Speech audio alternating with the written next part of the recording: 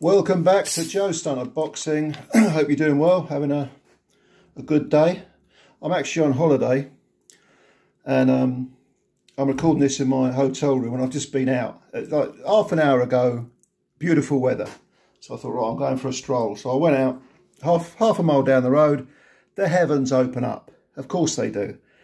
And everyone's looking at me like they've got their umbrellas and their Macs on going, who's that twat in the t-shirt? Yeah. Such is life. It's English spring weather, you know what I mean? Anyway, let's talk a bit about Canelo and Bivol, because this is the big fight at the weekend. Who's going to win? All right. Look, let me put my cards on the table from the off, all right? If you've watched my videos before, you know that I'm extremely sceptical about Canelo. I think he's certainly a proven drug cheat, but I would be very surprised if him and the Reynoso team haven't used some sort of performance-enhancing drugs in subsequent fights. The way he moves, he's moved up the weights, maintained his strength, increased his power, his stamina and so on. The way his body, it looks manufactured to me. I'll be blunt with you. If you're a big Canelo fan and you don't want to hear this, you better turn off now, because that is my view of Canelo and the whole Reynoso team.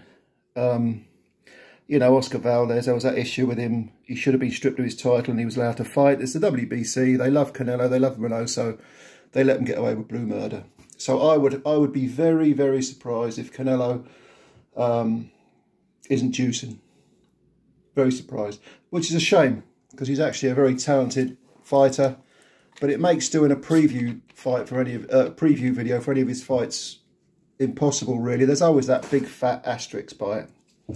But anyway, I'm not going to go into Canelo anyway as a fighter, because you know all about him. A lot of people consider him the best fighter in the world, pound for pound. They're amazed at how he moves up and down the weight. I'm personally not, but and you know, you've seen him, you know him. I don't need to go into his style, how good he is or how good he appears to be. I don't need to cover Canelo, he's covered. Let's look at Bivol. Now Bivol, a taller man, I would say a smallish light heavyweight. For a long time I thought he could probably make super middleweight. Maybe I'm wrong about that. Maybe those last few pounds would drain him, but he doesn't look like the biggest light heavyweight to me. A very, very good technical boxer, good feet, accurate puncher, doesn't appear to waste much, controls the range pretty well, but if you look at some of his fights, he does tend to sort of be a little bit too, I don't think robotic's quite the word, but a little bit too conventional, a little bit too, maybe going through the motions. Maybe he fights down to the level of his opponent. Maybe he needs that challenge to really put it all together. He doesn't do anything spectacularly well, but he doesn't do anything bad either. I'm thinking of the Craig Richards fight. You know, Richards, I was one person who picked Richards to last the distance, and I won money on that. That was one of my predictions that came right. Because I just thought Bivol's not going to take Richards that seriously. He's going to go through the motions and he's going to do his thing, and he'll do it better than Richards and he'll win, but he won't try and stop Richards. And this maybe that's what's lacking, a bit of sting, a bit of spite in Bivol. He does appear to do things by numbers, by the book, very, very well. Don't get me wrong, I'm not slagging him off. So he is naturally the bigger man, all fake weight and fake stamina accepted. He's naturally the bigger man. He does everything well. So how do you beat Canelo? Well, I think there are two main tools that you need to beat Canelo. Number one is you need to be busy during the fight. Kovalev, as people say, Kovalev was shot. I don't think he was shot. I think he was on the downside of his career when he lost to Canelo. But he had been bashed up by Anthony Yarde. Was it less than 3 months before that Canelo fight? Or maybe it was just about 3 months. So a lot of the sting had been drawn out of him by Yarde, because Yarde nearly had him out of there in that middle round. and Yard ran out of gas. Kovalev stopped him with a jab, but he kind of got out of jail free on that fight. And then suddenly he's in there with Canelo. But he did show for long periods of that fight that if you're busy, you can keep Canelo at bay. You can keep him occupied. You can keep him thinking. And Canelo, regardless of any naughtiness that he does to get into shape, he's a thinking fighter. He's a very intelligent fighter. What he isn't really is that busy a fighter. He likes to have rounds his own way. That is to say, he likes them to be at his pace. He doesn't like to have too much coming at him. I know that we have to go back years and years to the Lara fight and the who was the other guy? Former light middleweight champ. He gave him a tough time. I can't think of his bloody name offhand. I'm going to kick myself afterwards. But you have to go back to where Canelo had trouble. But it was usually with fighters who were very crafty and quite busy. They fired a lot of punches. So I think industry output is a vital component of having a chance of beating Canelo. The other thing is, you've got to be the type of fighter who can disguise his work and disguise his rhythm. You don't need to be someone who looks like he's doing drills in there so that Canelo can pick up on that and then knows when to punch and when to avoid. You need to be someone who varies his punches, the speed of them, touches you, then a quick right hand, then a slow punch, then to the body, then to the head. You've got to be the type of guy that makes Canelo think, I'm not sure what's coming next, because he will mentally fall into the trap of thinking, okay, let me have a look. Oh, hang on, he's doing that now. What's he doing? Before you know it, 8 rounds have gone by, 9 rounds have gone by. Canelo is the type of guy who wants to have a look at you before he starts going to work. And if you can have a staccatoed rhythm with your feet and your hands and do things that are a little bit unpredictable occasionally so that you can't read it, then I think you've got a chance of, you know, picking up the points. We'll come to that later. Now, can Bivol do this? See, again, I get back to the fact that Bivol is a very good technical fighter, but he is a little bit conventional, a little bit, dare I say it, predictable.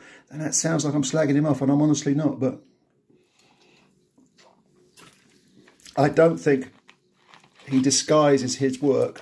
Although his work can be very varied, I don't think he disguises it well enough for Canelo to not read it. Is he busy enough? If he's not up for Canelo, what is he going to get up for? I don't really... I don't know. That's a good question. I'll have to think about that one. But I do think that Bivol has a chance of, by rounds sort of 7, 8, 9, maybe being ahead on points. I don't know whether he can survive those championship rounds or whether... I think Canelo can stop him because, again, Canelo's power, however it's manufactured, however he manufactures his power and his stamina, I think he'll probably come on in the championship rounds and might stop Bivol, but I think more likely it's going to go the distance. Now, my prediction is that Canelo will win a points decision over DMITRY BIVOL. And I don't think it will necessarily be controversial as far as rounds 1 is concerned. I think Canelo will come very strong in the last 4 rounds. Might be behind after 8, but I just think that Bivol doesn't vary his work enough. He doesn't vary his rhythm enough. And I think Canelo will get closer and closer and closer, and in the last third of that fight will take over and probably bang out a hard-fought, sometimes difficult, but nevertheless 115, 116 type of result. And I don't think there are too many people who are going to complain about it. Also in the clinches, again, because of the way that he makes the weight, I think Canelo is probably going to be stronger in the clinches than Bivol, even though Bivol's a bigger man. I mean, there is always that black mark against Canelo for me, personally. So my prediction is Canelo on points, the old cliche. If Bivol was to dominate him on, you know, throughout the whole 12 rounds, would he get the decision? Probably not. DAZN have plugged a ton of money into Canelo. They want that third GGG fight. I don't imagine that Bivol is going to get a points decision unless he wins 10 or 11 of the rounds. And then it'll probably be a split decision. But I think Canelo is a shoo-in for points if it's even remotely close. But actually, I don't think it will be controversial. I think Canelo will win on points. So that's just my 2 cents for you. Let me know what you think below. Leave your comments below. What do you think of the strengths and weaknesses of both fighters? What do you think about Bivol, his chances? Yeah, it's an interesting fight, but again, I just wish Canelo was a bit cleaner, to be honest with you. Anyway, leave your comments below. Like the video if you did like it. If you don't like it, dislike it. Subscribe if you want to. That always helps the channel if you subscribe. I appreciate that. And yeah, I'm going to see if the rain's going to stop, and then maybe I'll go out and get something to eat later. If not, I'm stuck in my hotel room starving. But first world problems, what can I tell you? All right, catch you later. Take care of yourselves. Bye for now.